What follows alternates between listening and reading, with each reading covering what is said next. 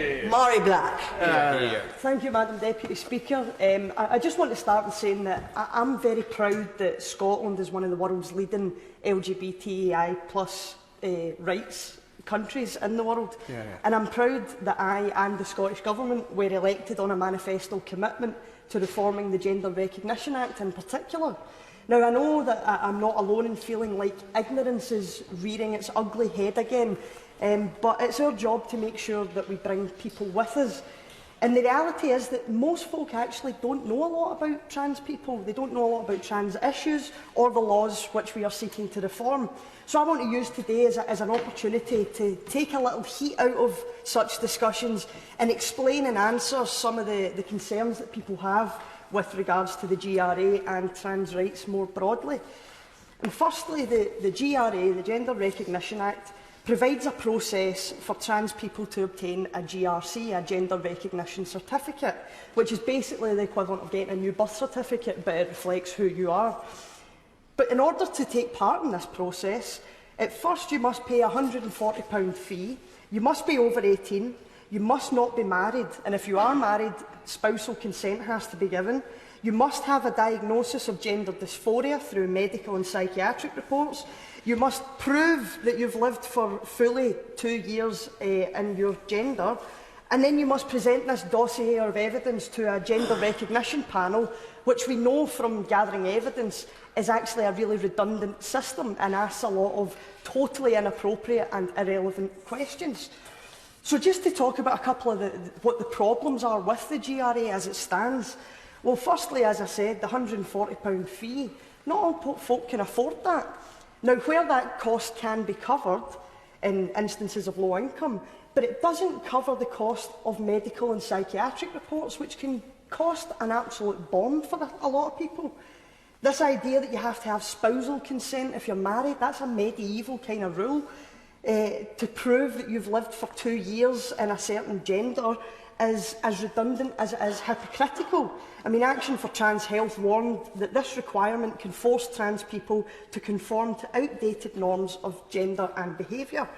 It also risks outing these individuals, because if they are challenged in those 2 years at some point, they don't have a gender recognition certificate. Therefore, they're going to find themselves in dangerous situations. So it's a totally unjustified ask.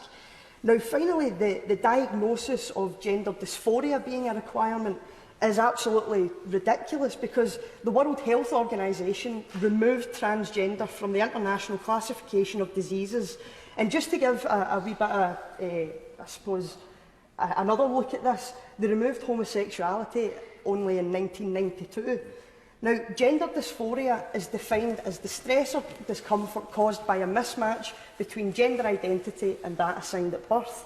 Now, it's important to say that not every trans person experiences gender dysphoria. And a comparable hypothetical would be if I had to go to a doctor and get a clinical diagnosis of anxiety or depression before someone believes that I am gay. Of course, a lot of gay people experience anxiety and depression with relation to their sexuality, but that's because of the way that the world treats us at the minute. It is not a medical consequence of being gay, and the same is true of gender dysphoria with being transgender. Now, the great thing about the GRA when it first came out in 2004 was that it recognised that not all trans people are physically or mentally prepared for surgery for a whole range of nuanced and different reasons. But the everyday bigotry and ignorance that is experienced by trans people, it creates a vicious cycle of harassment and exclusion. And I, for one, understand why many trans people are too emotionally exhausted to entertain this process to even get a GRC.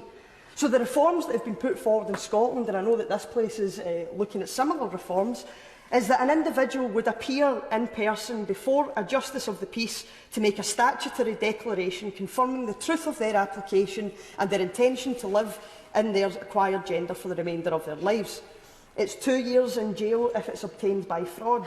This would bring us into line with international best practice, as we already see in Argentina, Malta, Norway, Denmark, Belgium and the Republic of Ireland. No evidence from any of these countries suggests that this system is abused in any way. So the Scottish Government consultation ended in March 2018, And we had 15,000 responses to that, all of which were overwhelmingly in support of the reforms. Close the Gap, Equate Scotland, Rape Crisis Scotland, Scottish Women's Aid, Women 50/50 and Zero Tolerance support all these reforms, and they released a joint statement saying, "We do not regard trans equality and women's equality to contradict or be in competition with each other." Now, to be clear, there are absolutely no suggestions to change the exclusion clause in the Equality Act of 2010. And it is the Equality Act which deals with single-sex services, which is where a lot of the recent concerns that are resurfacing seem to lie. And if anyone wants to look for research, it's page 7 of the Equality Act, and it says that exclusion clauses can be used where a proportionate means of achieving a legitimate aim can be shown. So it's important also to follow that by saying that Rape Crisis and Women's Aid already provide trans-inclusive services on the basis of self-ID, and they have done for well over a decade. Because they appreciate that trans women are running from the same abuse, the same toxic masculinity, and the same sexual and physical violence as other women that they serve. And we hear concerns like, well, what if, for example, an abusive male partner turns up to a refuge centre and starts self-identifying as a woman? Well, the reality is they would be treated exactly the same way as an abusive lesbian partner turning up to a refuge. These things already have answers to them. People have a right to express legitimate concerns and questions. But what I'm seeing just now is either witnessing an open attack on rights that are already established in law and have been, or we're seeing the worrying level of ignorance. Now, the only people responsible for abuse are abusers. We understand that men perpetrate more abuse against women, and we have to understand this trend if we want to challenge it. But that does not legitimise framing discussions on trans rights from the viewpoint that trans women are a threat. It's the same tactic that we see used by the far right. For example, they portray sexual crimes by Muslim men as endemic, and yet ignore the fact that most rapists and paedophiles are actually white men. We hear these arguments that we can't have a compassionate social security system because benefit scroungers, they'll just cheat it, they'll just abuse the system, when in actual fact the truth tells us that doesn't happen a lot. The bigger problem is people not claiming what they're entitled to. We see the use of fake stories or individual cases to smear entire communities against wider evidence. And the same thing happens to the trans community regularly, and it's happening just now. For me, being a feminist means dismantling the patriarchy. That patriarchy which has hurt every different identity in society in different ways, whether it be all of the battles that feminists have been fighting on women's behalf for generations, whether it be men not feeling able to talk about their mental health or seek help because they can't be seen as weak or they can't be seen as vulnerable. Even within the LGBT community, we see the harm that this patriarchy does, where we see guys who feel the need to be effeminate because they're gay, or we see women who feel the need to become butch because they're lesbian. We see all of these insecurities instilled in people, and it plays out in different ways.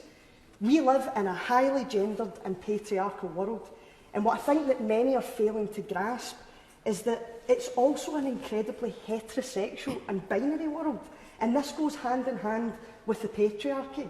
And I say it's quite telling that there seems to be little concern, or certainly little vocal concern, for trans men and the situations that they might find themselves in. Being an LGBT ally is more than supporting our existence and rights in theory. Rather, it's demonstrating and taking the personal responsibility to educate ourselves, to face the everyday barriers and prejudices that we face. We've got to find out why is it the general welfare of trans people is so awful, given that they make up less than 1% of the population. People are right to express legitimate questions and concerns, but if they dig deep enough, I think they'll find that the answers are indeed there. Yeah.